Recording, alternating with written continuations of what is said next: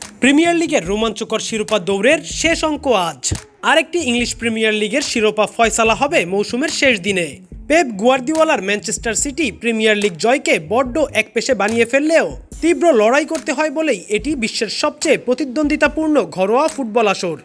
Premier league ইতিহাসে এ নিয়ে দশমবারের মতো শিরোপার রফাদফা হতে চলেছে মৌসুমের শেষ দিনে।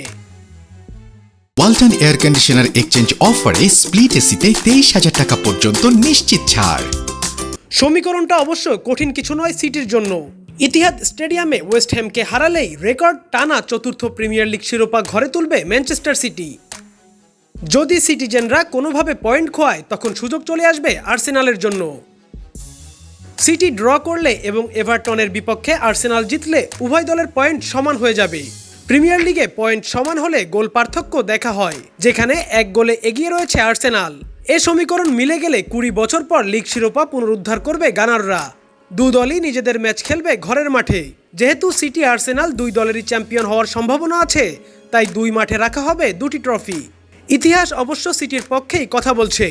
গত 25 বছরে শীর্ষে থাকা সব দলই শিরোপা নির্ধারণের শেষ দিনে চ্যাম্পিয়ন হয়েছে। এর মধ্যে সিটি শেষ হাসি নিয়ে মাঠ ছেড়েছে সবচেয়ে বেশি 4 বার। পয়েন্ট তালিকার 2-এ থাকা দল শেষ দিনে গিয়ে সর্বশেষ চ্যাম্পিয়ন হয়েছে 1988-89 মৌসুমে। সেই দলটার নাম আর্সেনাল, যারা এবারও পয়েন্ট তালিকার 2-এ।